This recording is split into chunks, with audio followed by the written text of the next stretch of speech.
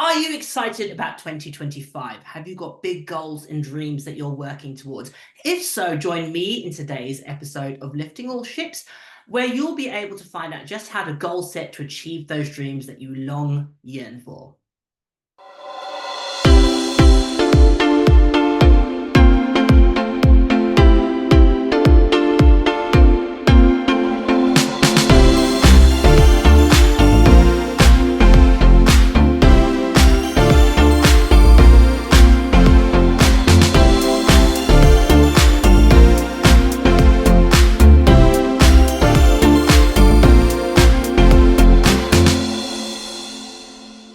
So, a little bit of a change to the Lifting All Ships format. So, you may notice somebody across the screen from me who is going to be this is a bit of an insight into 2025 and a bit of a change and something new and exciting moving forward. So, my good friend Jenny Gould of the GSD Hub is going to be joining me on a regular basis to be doing podcasts where we talk about all things dogs, from competing, behavior, mindset, goal setting, and all the things to do with dog sports and dogs behavior. So really excited about moving this forward. Hopefully it's going to be something that you guys are going to enjoy and you're going to get in, going to submit your thoughts on, and also what you'd like to hear us talk on. So welcome, Jenny. How are you keeping? I'm all right, thank you. Into the new year. Pardon? We're into the new year. It seems like forever that we've been in the new year. Yeah. 3rd of January, it seems like forever. Absolutely. And you have lots and lots going on at the moment, so up to your neck in it. So hopefully, as I said, it's going to be really exciting to have these conversations moving forward, and it's going to be a regular occurrence. So if you are interested, certainly subscribe to Lifting All Ships, where you can see more of these episodes. So what have you been up to? How was your Christmas and your New Year, Jenny? Was it good? Yeah, different. We're waiting to move. We've been waiting to move house for months now. So there has been a question mark over dates. Was it going to be before? Is it going to be after? So we're living in limbo, really. So Christmas has been an odd one for us. That's my parents again, as usual. 2 of the girls in season, which doesn't help. Lost one of the dogs, our older lady Jana, just before Christmas. So it's been masses of changes this year. So a bit of an odd one, really. Yeah, absolutely. I think that happens to lots of people. I think certainly Christmas and New Year, obviously, I think 2024 was not, I have to say, it wasn't, for various reasons, it wasn't the best year, I have to say. Nonetheless, it's all about looking forward and moving forward in everything that you do, and being optimistic and positive. Obviously, moving house is a really stressful thing. How's things in the Gould household then at the moment? Fraught?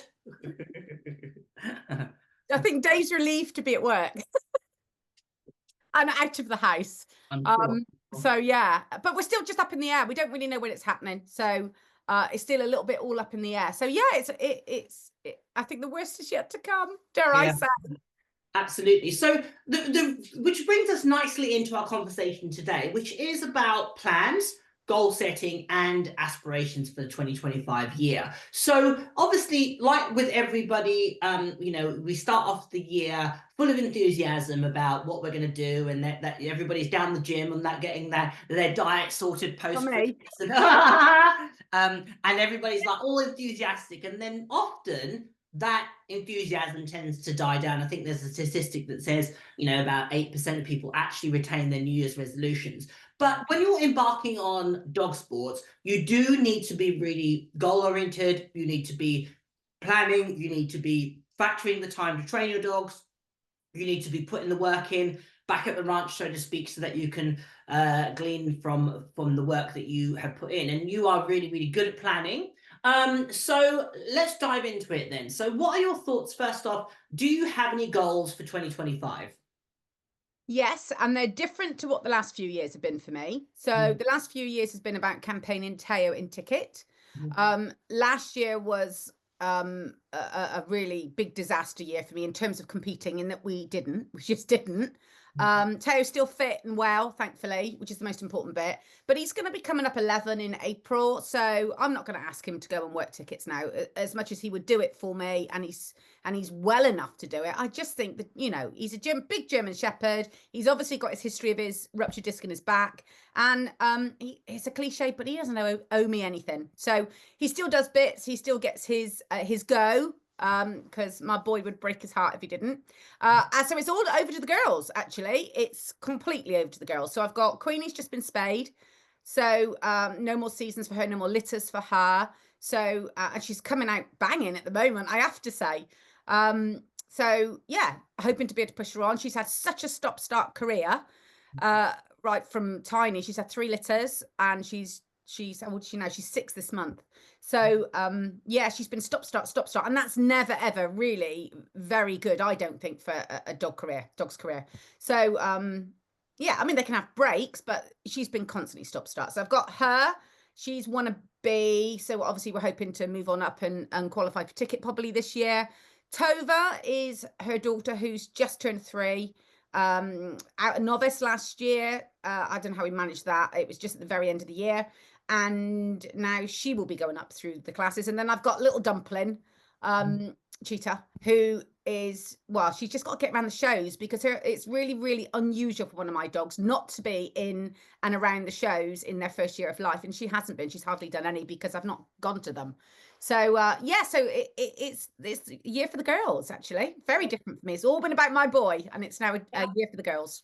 And I'd say, you know, like both of us, I think after the 2020, beginning of 24, you know, like everybody, you have your goals that you're trying to work towards. Certainly when you're working a dog in dog sport, you plan out your calendar around what you know, events you've got, or big championship shows that you want to compete at, leading up to hopefully qualifying for crafts or whatever sport that you are embarking. You know, a lot of my students compete in other dog sports, so the calendar largely dictates what they're working towards, whether it's qualifying for a national team, or for the World Championships, or to get to the crafts, or whatever event within their respective dog sports. And that ultimately will dictate the beginning of your season. So certainly when you get a puppy, if we step it back even further, when you embark on this journey into dog sports, most of us start out with some sort of goal. We have an aspiration that we want to achieve, whether it's winning out of your preliminary stakes and qualifying for, you know, winning a pre-beginners, or, you know, as Jenny and I trying to get dogs to crafts and that elite level of dog sports, and hopefully making them champions. But you have to be aware that the timeline is largely dictated by the dog, and it's largely dictated by life, because both those things get in the way. And both myself and Jenny, we both had various personal things, life stuff that gets in the way sometimes of what you set out as your goals for that year. And that is just the way the cookie crumbles. There's nothing you can do about it. Obviously, as Jenny mentioned, one of her dogs had a season. She obviously had a dog that was older. She needed her attention. Teo was older. He had things that he needed to have going on, you know, or just life stuff gets in, trying to move house, all the stuff that happens. And certainly for myself, you know, a loss of somebody really close to me, you know, dogs being ill, injured, as they, you know, as happens, you know, life gets in the way. When you start out your season, or that year, that forthcoming years, most of you are probably doing at the moment, you need to factor in that into your planning, that sometimes life is going to get in the way. And that really does cause you to really consider the timeline that you set for achieving a goal. And often what people will do is they set a goal and they want to achieve it in an unrealistic time span. So for example, if Jenny was with Cheetah, who's only, what is she, 9 months? 10 months. 10 months. 10 months, yeah. If she was to say, right, I'm going to put Cheetah into the ring and get a ticket this year, I would say that's probably an unrealistic goal. It's an unrealistic goal for Sarah's various reasons. 1, the breed of dog. 2, the fact that she's going to be moving house. 3, the fact that she has other dogs to consider, etc., etc. So what would happen is, if she set a goal that was so heady and so big, in one way it's a good thing because it can motivate you, and definitely when you have an aspiration, you need to put something in front of you that is going to motivate you. But setting a realistic timeline is really, really important. What are your thoughts on that, Jenny, about setting realistic timelines? And Yeah, when definitely. you teach people, do you feel that they often will set unrealistic timelines? Yeah, I think a lot of people set unrealistic goals as well. And then they crash down to earth when they can't achieve them. So I think you've got to be realistic about the whole thing. But timelines, yes, definitely. And you do have to look at the breed. You do have to look at the individual that you've got. And when they're young, you're still learning about them. You don't really know who they are at that point. Yeah. And I know a lot of people, I see loads and loads of posts, people go, my dog's done such and such, and he's only 8 months old or he's only 16 months old. And I'm like, that's irrelevant. It doesn't matter how old your dog is when your dog starts to do stuff. I've seen it. You'll have seen it, Kamal, over the years. Dogs that seem to be flying from very, very young through the classes, and then they seem to get stuck and they don't really go anywhere else. And then you'll get other dogs that don't do anything for years. I mean, my first 2 champions didn't go in the ring until they were 3 and 4 years old, respectively. And yet they were champions by the time they were 8. So, you know, and they were my first ones, which is why it took me longer to get them through and so on. But it really isn't about the age they are. You do have to look at the window. And both of us have been in a position where we've said, you know, my breed certainly doesn't have as long a working window as some smaller breeds. So you are always a little bit against the clock, you know, and then you have a dog that is, you know, 2 of my dogs were qualified for ticket and then injured and retired at 5 and 6 years old. Teo, obviously, you know, I really didn't know what was going to happen with Teo when he ruptured his back, and he was 6, and I thought that was his career was probably going to be over. As it happens, it wasn't, and we were really, really lucky and worked hard. But those things happen. They do happen. And I think you can get into a race and go, oh, that might happen again. I've got to get my dog through the classes really, really quickly. But I genuinely believe that the dogs will be ready when they're ready. And I think us pushing them to get through the classes as quickly as possible doesn't necessarily favor us when they're a little bit older. I think they can miss out of having done environmental stuff and being allowed to grow up as dogs and allowed to be puppies. It's a really big thing of mine, is that I think they should be allowed to be puppies. So from timescale, going back to your question about timescales, I don't tend to do fixed timescales. I will have an overall goal that for my dogs, it's always making them up to champions. That is always going to be my overall goal. But to me, that's a lifetime goal. That is a lifetime goal whenever that may happen for that particular dog. My plans are never to win hundreds and hundreds of tickets. It doesn't happen in our sport, particularly with this big breed. But timescales, do I set them? Yes, but I tend to set them season by season. So I will suss where my dog is at you know, this time of year, and I will then go, right, I'm going to give myself a goal to aim for, and it'll be a end of the season goal. So I tend to set them season by season by season, with my overall goal as a lifetime goal. That's the way that I work with my own dogs. Yeah, definitely. I think having goals is really, really important. Having things that you're working towards, because embarking on the journey into dog sports can be a really challenging endeavor. It can challenge you emotionally, it can challenge you physically, it can challenge you, you know, in terms of your commitments, and it can affect, you know, a lot of things in your life. And you have to be really, really focused and committed to, if you want to achieve success in any endeavor. I think nothing in life comes easy. You have to work at it, and I think dog sports is a real test of that for people. And certainly when you're getting your puppy and you have these aspirations, it's really important to factor that you are working with a living, breathing creature, for starters. And as Jenny mentioned, she's had the experience and I've had the experience where you have these aspirations, but unfortunately they don't come to be. So certainly with my boxer Punch, I had huge goals that I wanted to achieve with him, where I wanted to have the first boxer with an IGP3 qualification and get to the World Championships represent the country with that dog. And that was my goal. And I was very focused on achieving that goal. Unfortunately, at a relatively young age, he was about 2.5, he sustained an injury. He got an injury, which took a long, protracted period of time to first get to the bottom of, and then to rehab and to fix. And when we did fix it and we got back to, you know, getting the dog back into, then essentially I had to start my training all again.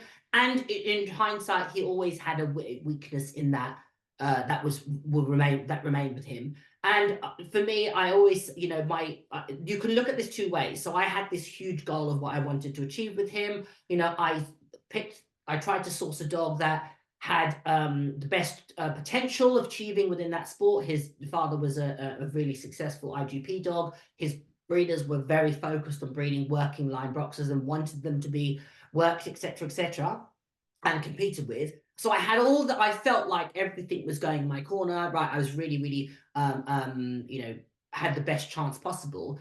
But life sometimes throws you a curveball. And I couldn't have anticipated that the dog would sustain this injury, and more so, the timeline it took to resolve it was the thing that started to eat up in into certainly his career. And by the time he was back into work and was able to be fit and sound to be trained, he was 6 years old. Well, probably 6 years old. Then I had to start again. And by the time 6.5, so he really didn't do. I can't remember how old he was when he did his BH.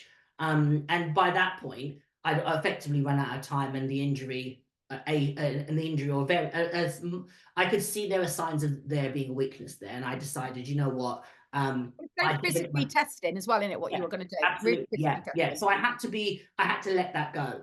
And the lesson for me and Punch, and the irony is, and I still say this to this day, and I've been very fortunate in that, I've made dogs into obedience champions, I've competed at crafts, I've had success in other dog sports, but that BH qualification, which in terms of IGP is a very preliminary starting point, was probably one of my biggest successes. It was something that, like, I could get emotional, just the prospect of achieving that goal. It had nothing to do with accolades and getting ribbons and rosettes. It was all to do about the journey that was personal to me. It was nothing to do with about the certificate. It was overcoming those physical struggles and that emotional struggle. I mean, at one point I was seriously thinking about the dog's quality of life. Was it fair for me to try and keep, there was a point where we just didn't know what was going on with the dog. I had to really, and he was obviously in level of discomfort. I wasn't, I thought, like, am I going to keep this dog on long-term painkillers? Is that fair?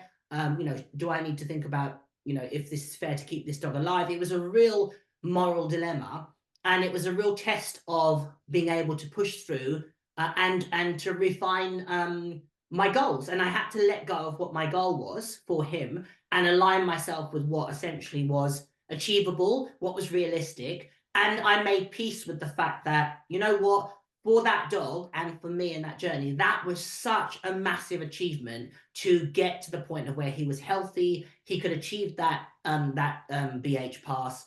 And it was, and the irony was he actually did it twice. And the first time, he failed it, and he failed it really badly, which is, I'd be honest, I thought he'd be absolutely fine. But what I actually, again, his injury was still bubbling away. And on the day of me competing with him, it showed me that, the dog wasn't 100% right. We went back on the rehab wheel, and I was at that point, really at the point of going, do you know what, I don't know if I can do this again. So when he actually did achieve it, it was such an emotional thing. And I think that's the thing that people need to remind themselves about their goals. Goals are really personal. They have to be personal. Otherwise, when the going does get tough, you have to really dig into how much you want to achieve the goal, because there are going to be times when that has been tested. I mean, take Teo, for example, him getting that injury or that accident was a real moment where you probably thought, well, we had the discussion, what's going to happen. Didn't think he was going to walk again, let alone working, not even on the radar. Yeah. So when that happened, how did you sort of deal with the possibility of, you had, you bred him, he was a homebred dog, you were, wanted to make him a champion. He'd won a ticket. He'd won one ticket. How did you, deal with, I know obviously we had extensive conversation, but how did you deal with that moment of thinking, well, the reality is that my goal is obviously, it's not going to happen? Well, my goals are always, and I'm sure this would be the same for lots of people out there, my goals are always dependent upon the dog coming first, always. Mm-hmm. So whether that's physical or whether that's, whether the dog's not happy emotionally, I've been there before and retired a dog who wasn't comfortable in a show environment. But for me at that time, he was so bad that at the very beginning when it happened, he couldn't walk. So to me, I just wanted him back and able to walk and able to have a quality of life and be able to run with the girls.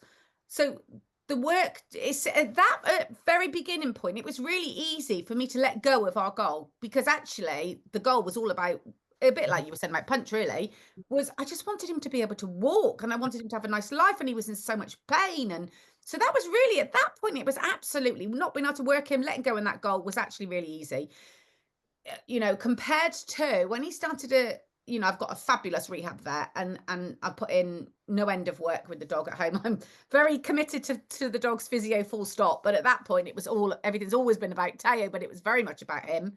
And as he got better and better and better, And then to begin with, me and my physio vet Tamsin, we'd all said, no, there's no way this dog will work again. And then as he got better, it was like, do you know what? We couldn't believe how 6 weeks in, how much he'd improved. And then we started to mention the word, and we were like, well, we'll take it a day at a time. We'll just see what he's like. And I have to say, Kamal, that I didn't really have did I really have the goal? Did I have to still let go of the goal at that point? No, because I'm very goal driven. And I think if I hadn't had the goal of making him up to a champion, I'm not sure I'd ever really have put in the work to bring him back. I just don't think I'd have done it, because that's me full stop with all my dogs. You know, I like to have a goal. It keeps me training them and it keeps me working with them. And I'm very naturally driven that way. So I think if he'd already been made up to a champion, would I? I don't know, but he wasn't a champion. And we'd already had the one ticket. We were so close. And that was the bit, I think, that made me really, really put the work in, was we were so close. We just needed the 2 more tickets. And I think, sorry to interrupt, I think it was more at the time, what was really why having a big goal that motivates you was so key, was because it was really emotionally testing. You know, that there was a prospect of this dog may never walk again. You know, he could be in a, you know, literally the dog might never walk, and then you're gonna have to face the moral decision of what do you do if this dog can't walk? yeah. You have a quality of life. Is this fair? So there was a similar situation to Punch. But having that goal in front of you motivated you to be super disciplined about his rehab and to put the work in, and you almost just transferred your mindset from competing into rehabbing him. Absolutely. It was definitely that. And I think my mindset for competing is I'm very focused. When I'm in the game, I'm absolutely focused and committed. And you know, and I think that definitely spills over into the physio with the dogs, without a shadow of a doubt. That my life with competing him, my life with training him, became my life with rehabbing him. Absolutely, without a shadow of a doubt. And I think he still goes to rehab now. You know, he was going to rehab from a baby, just because I think we owe it to the dogs to keep them fit and as strong as well as we possibly can if we're going to ask work of them or sort of sports of them. I feel we owe it to them. So he'd always been going, still goes now. And I think that natural character of mine meant that I did commit completely and utterly 100% to that dog's rehab. And would I have committed? Yes, he would have still, I would definitely, but let's not beat about the bush. If you've got a dog competing at top level of any sport, the dog has to be fit and some. It has to be, beyond. You know, way beyond like what you would need for a dog just to be able to have a nice quality of life. And you know, it was really important to me that this dog would not work if he was ever in pain.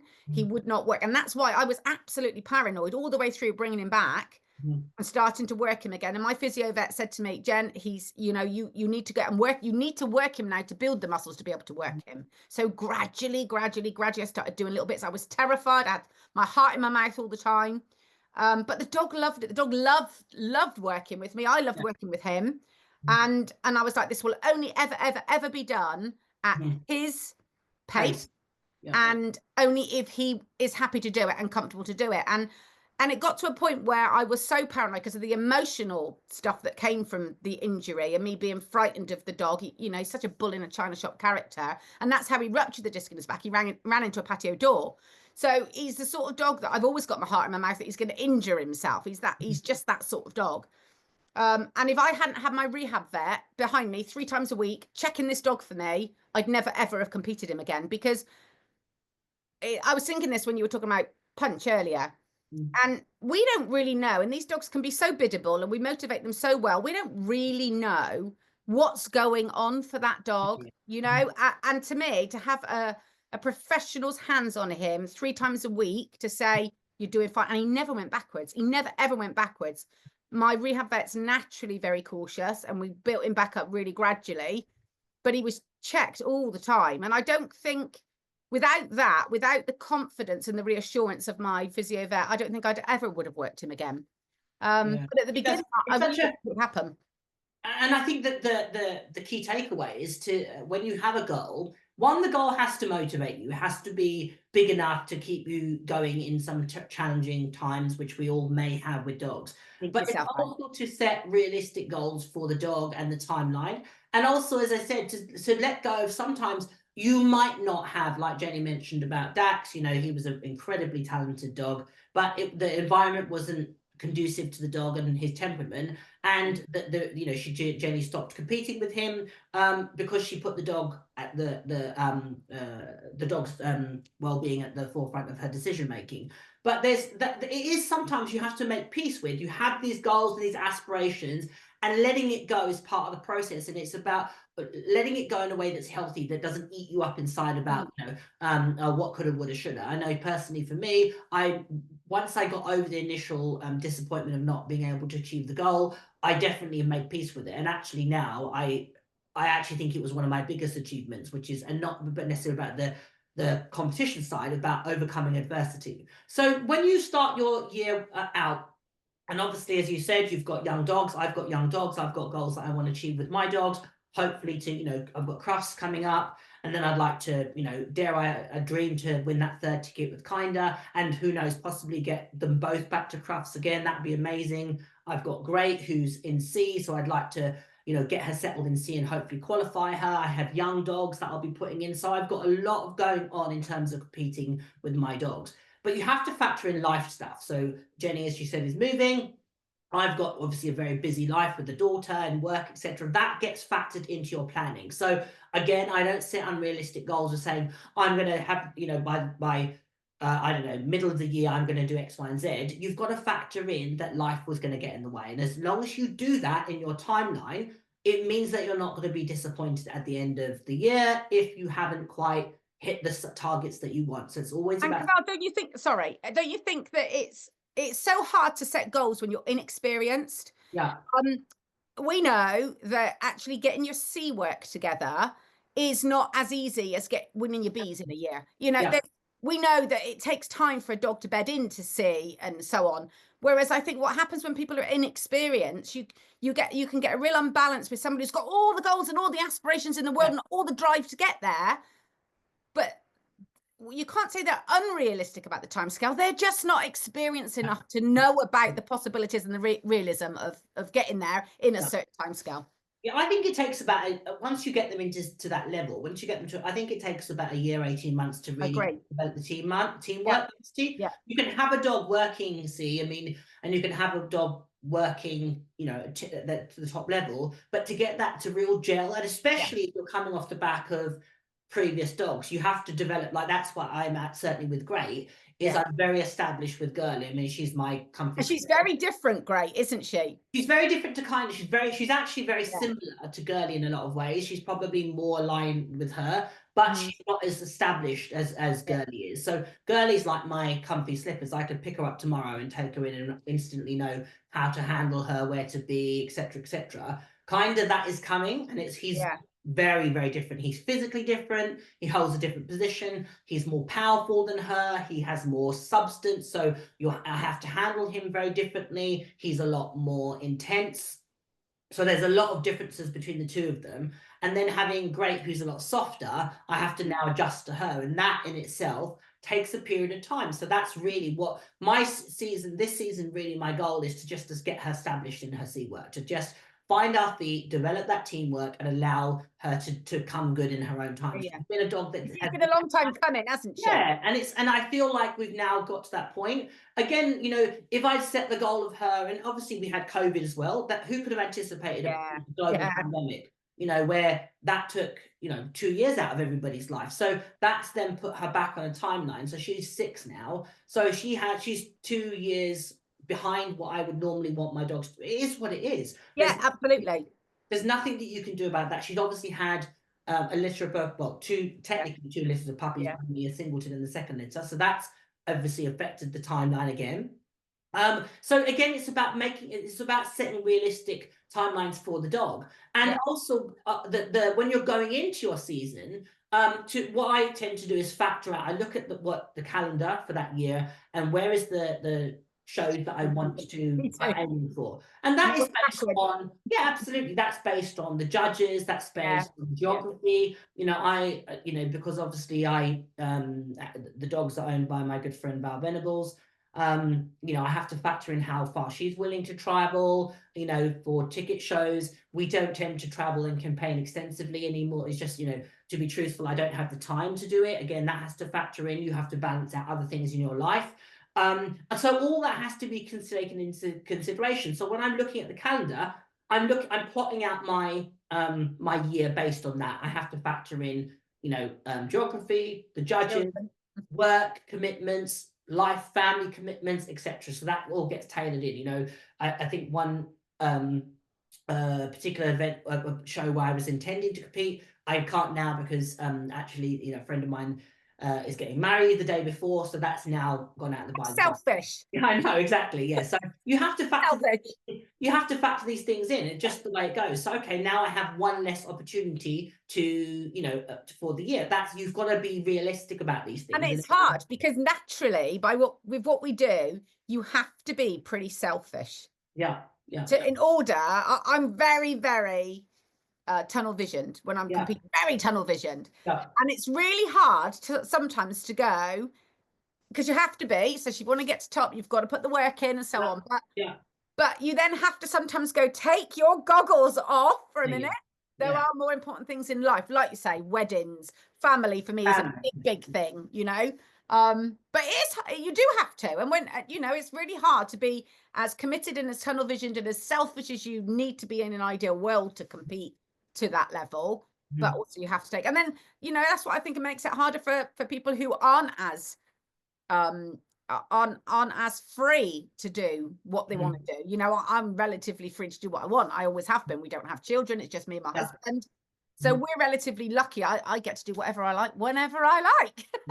But then if you know, in so for example, in my instance, I just set a longer timeline. So I don't look to achieve it in 6 months. I would allow myself 12 months because that's more realistic for all the things I have going on. And, you know, work is a huge part of my life. Obviously, my family is a massive part of my life, and factoring and time in, you know, they have to be a priority. So consider that when you are planning and your competitive season and your training goals.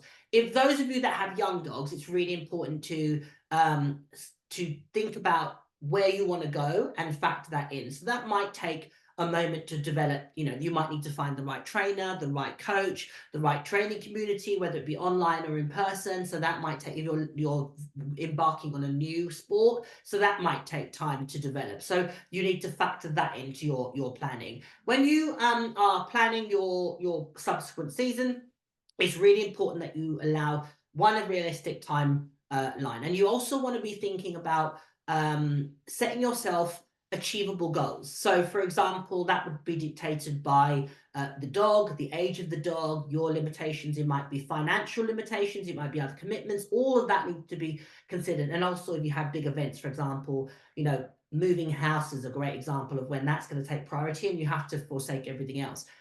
So it's all about give and take.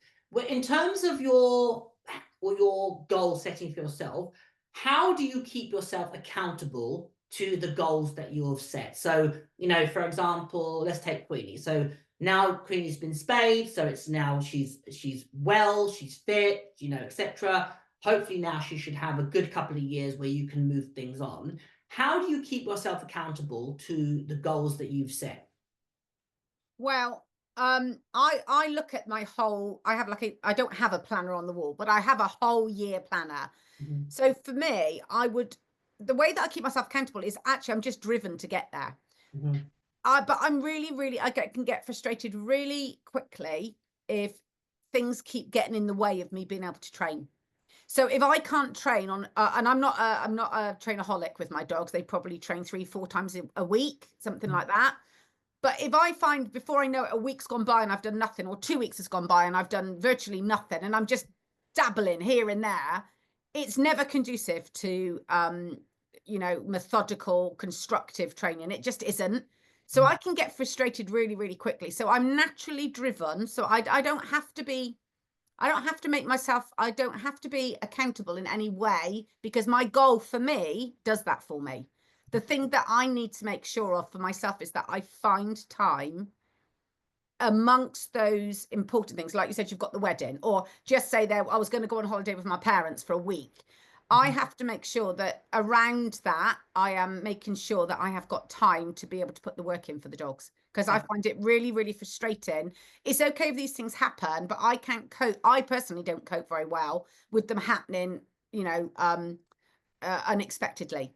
So, and especially when it's one thing after another, after another, after another. And then I know that I've done nothing constructive for, it could be, I don't know, 3-4 weeks. I find that really frustrating. So for me, as best I can, if I know I've got big things coming up, I try to make sure that I have got time around them where I know that I can put in. It might even be a training every day for a week, and then they won't train for a week. So I think you can work around things that come up by saying, okay, I can't work for a week because X is happening, but actually I can work for the next 2 weeks. But in terms of accountability, myself, I'm pretty driven anyway. And I think what happens is with a lot of people that I train who come up with excuses, well, I couldn't do it because of that, and I couldn't do it because of that, and I couldn't do it because of that, and I couldn't do it because of that. That's all very well, and these things happen. But if it matters that much to you, you will find the time to do it, even if that means you do. When we had COVID, it was a classic. I'd never really trained in the house. We haven't got much room in the house. And I had, lots of dogs.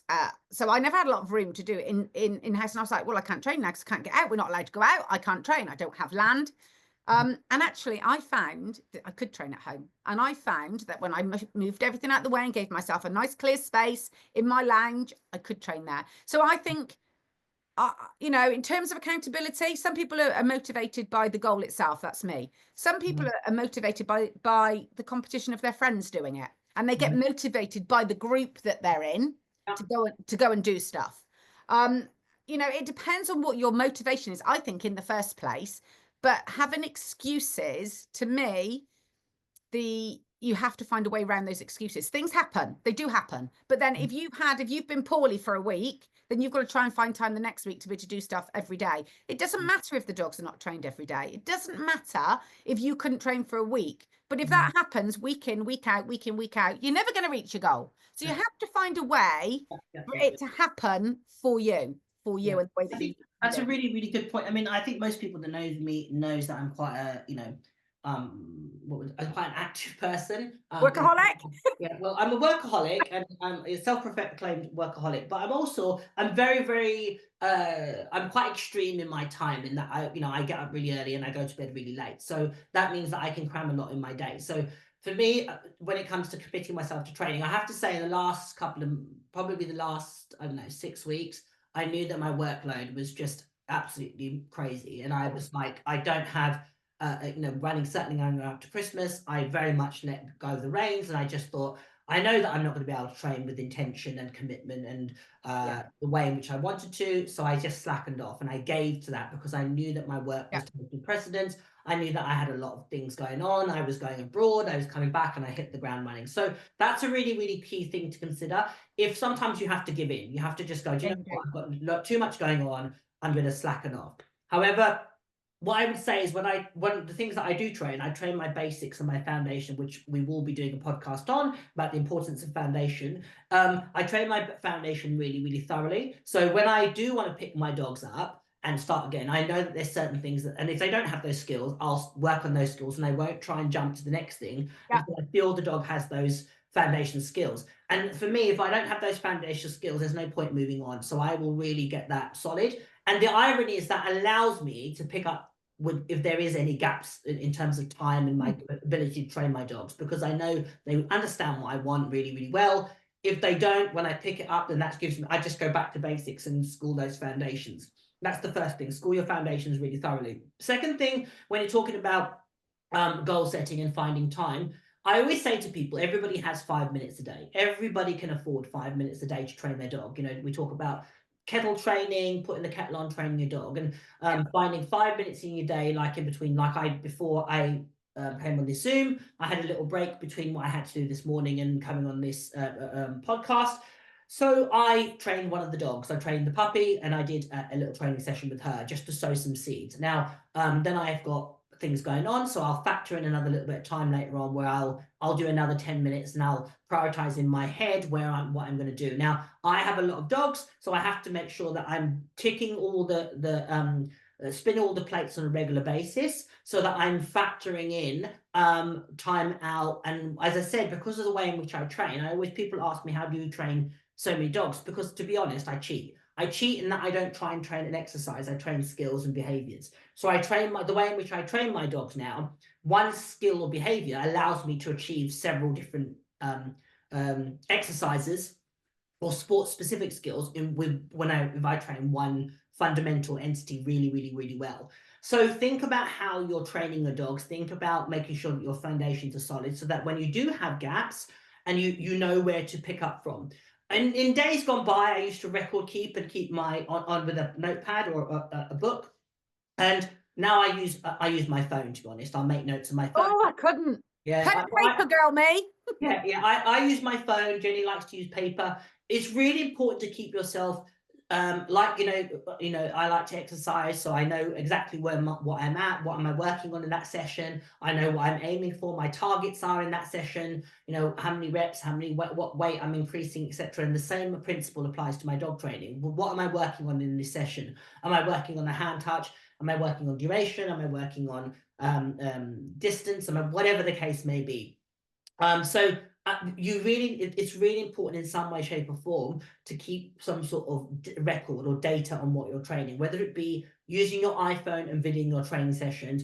Create a file on your iPhone if you have multiple dogs, label it with that dog. A great thing is to be a part of an online community where you can get that feedback and interaction. Obviously, Jenny and myself both have online communities where the beauty of those communities is having a sense of camaraderie, where you have somebody to not only give you feedback, whether it be a coach or just a peer to give you some, hey, that's great, that's going to motivate me to go and train. So it's really important you have those pieces in play when you are thinking about goal setting, because sometimes it is just having somebody to give you either feedback, a bit of encouragement when you're feeling a bit disheartened, or to give you a little bit of honesty when you need it, and etc., can make the difference between achieving a goal and not. So think about using some sort of record keeping, your phone, pen and paper like Jenny, journaling, record keeping, because that's going to keep you accountable to yourself.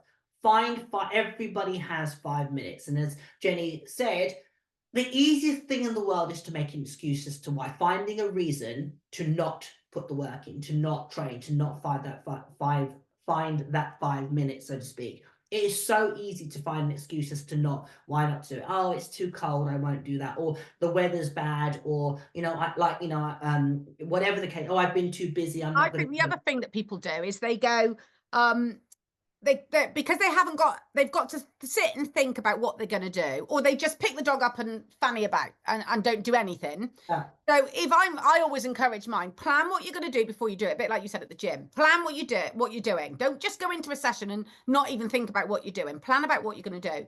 And then I think because they think they've got to sit down and plan, they go, I need time to sit and plan. Yeah. Well, actually, you can sit and plan when you're sat in the doctor's waiting for your appointment, or when you're on the bus going somewhere, or you're a passenger driving along. Yeah. Rude.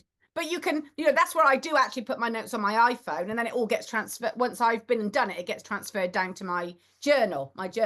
But all those times when you're sat and you can't physically do anything, those are the times to do your plans.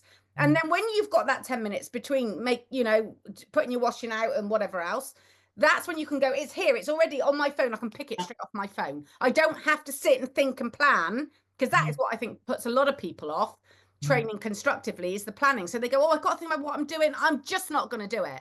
You can plan at all those other times. And then when you've got that 5 minutes, take some off your plan and do it.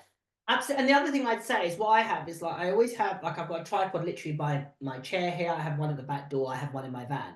So I know no matter where I am, those are my main locations. I know I can access the tripod. So I can put my phone in it, put it up in my living room, put it out in the garden, put it out when I'm training the dogs, whatever, and off I trundle. That's the first thing. I have several little training. I have platforms here. I have platforms at the back door. I have platforms in my van. I have training equipment here. So what I do is I create little stations. So wherever I frequent most, I know that within literally seconds, I can grab a toy, grab some food, grab a tripod, grab some equipment, boom, I can start training. So there is no excuse. So I'm ready to go since. So I don't have to go and find my stuff and bring it in. It's there, it's accessible. So that makes training and goal setting and achieving those goals really, really, really easy. So then again, it's all about taking small steps. If you are efficient in your training, you've done 5 minutes of, I don't know, target training in your living room on Monday, and you were very lucky in that you could do a second session on Monday as well. On Tuesday you did one session. Wednesday you could do 3 sessions. Thursday you couldn't train at all. Friday you did 1 session. Over a course of a week, you've now probably put, you know, half an hour, an hour's training into that skill, that set. So the next week you're going to be able to move that on, and you're going to be able to make stepping stones towards that goal of using that hand touch in whatever way, or using that target behavior in whatever way that you intend to. So making sure that you are committed is a huge thing. Making sure that you set realistic timelines. Making sure that you are thinking about preparing before you even embark on your training. So think about where you train so that all your equipment's accessible. Again, belong to a part of a community where you can get that sense of camaraderie. People, you know, I think COVID was a great example or a learning curve that we need that social interaction. If you can't get it in person, think about belonging to an online community. You know, the GSD Hub or Obedience Fanatics are great options.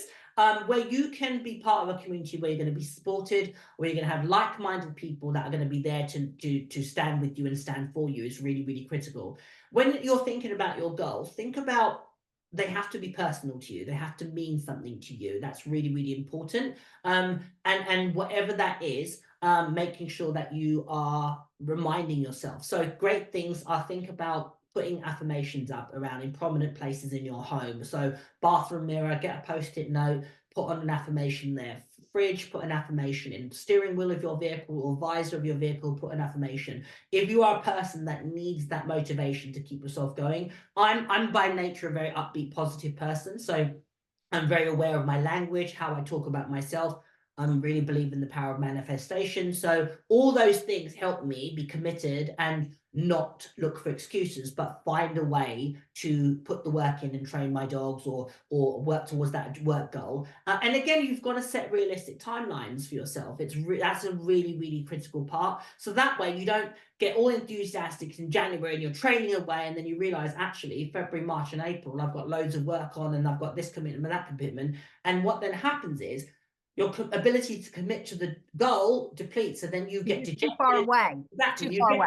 Or you get dejected because you feel Yeah. like you're not doing what you did last. It's a bit like, as I said, exercise. People then, you know, they're all gung-ho in January, and then they realize, hang on a second, my motivation, you know, other things get in the way.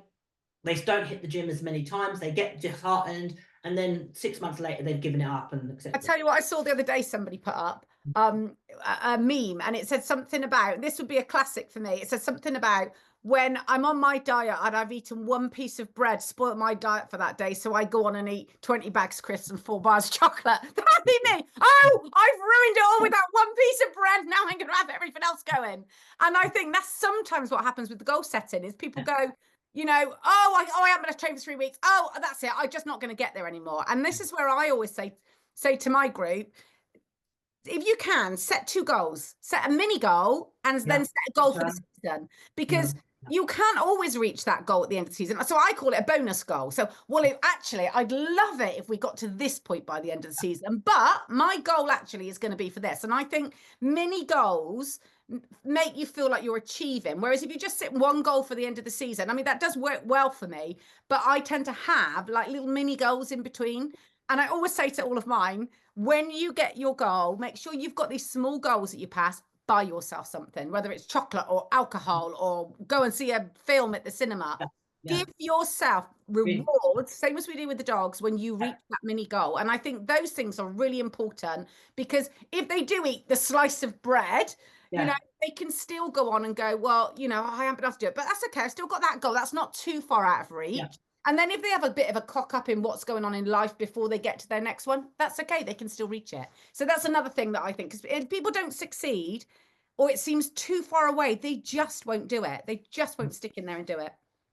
No, just as I said, the intention is to really get you thinking about goal setting, planning, and causing you or allowing you to achieve your dreams, whatever they may be. Hopefully this conversation has been helpful and insightful, and you've gained some little tidbits of information that might be able to keep you going on whatever journey that you are embarking on. So if you've enjoyed this podcast, make sure that you hit like and subscribe for many more conversations with myself and Jenny on Lifting All Ships. Thank you for listening. We look forward to sharing more conversations with you, the listeners.